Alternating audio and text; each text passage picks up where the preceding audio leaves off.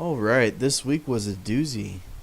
Let's begin with what happened this weekend. I guess. I mean, that was the most fun part was this weekend.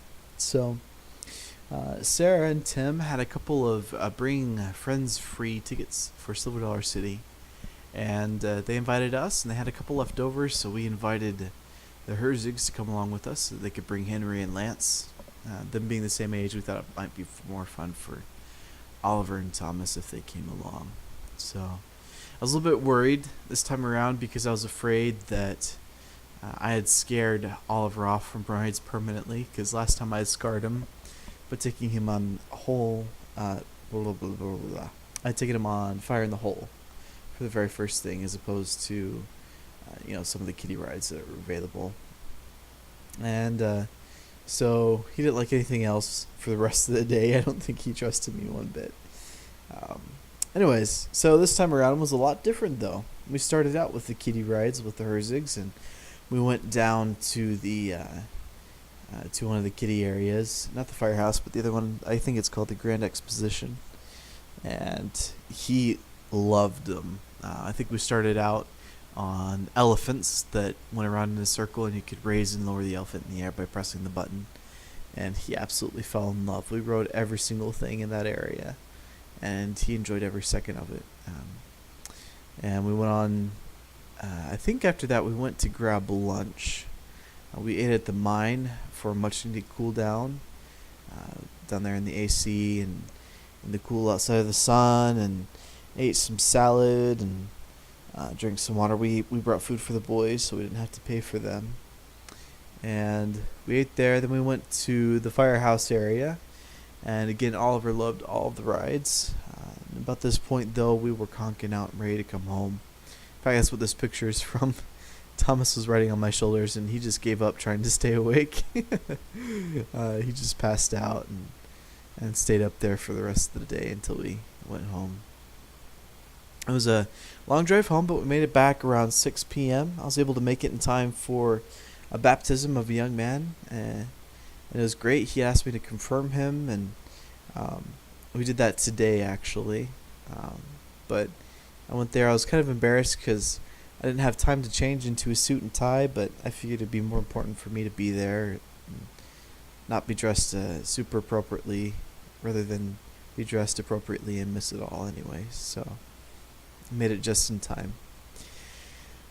So Sunday today happened, which was fantastic as well. Again, it started out with confirming Devin, and we I got to third hour, and it's so nice having Thomas in nursery now. Oh my goodness.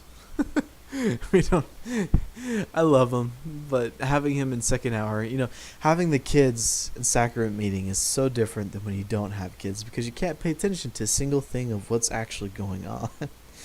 There were a couple of talks today. I think I turned over to Melissa after a couple of talks and I said, so I didn't catch anything that happened. I hope it was good. I'm sure it was good, but I missed it all. And second hour is essentially the same, but since Oliver's going to Sunbeams now, and Thomas is going to nursery, now we don't have to, we can pay attention in second hour and actually get something out of it, which is nice.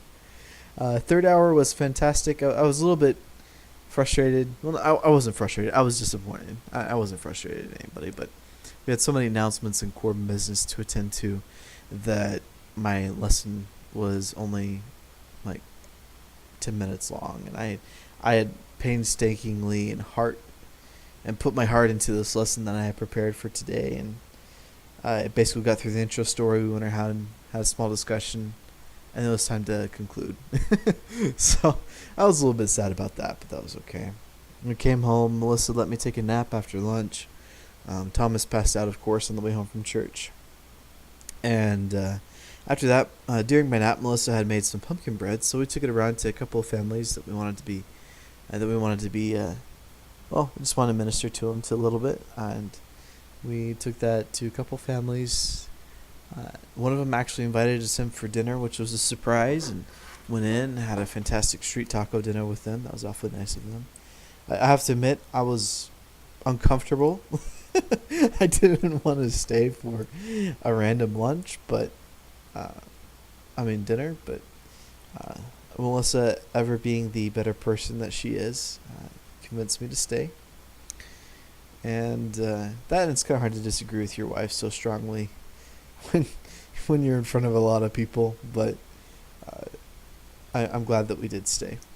So that happened, and went to a couple other families, delivered some more pumpkin bread to them, and then uh, we came. Oh yeah. We didn't decide to come home. We decided to go out on a Sunday drive off into the middle of nowhere. I'm glad we didn't bottom out our car into the highway that I took us down. The country road, I mean. The highway was just fine. The country road that was full of potholes and gigantic rocks was not so fine. But we made it home safely, and we're now home and relaxing, and it was a good weekend. Good weekend. Ready to get back to the grind this next week and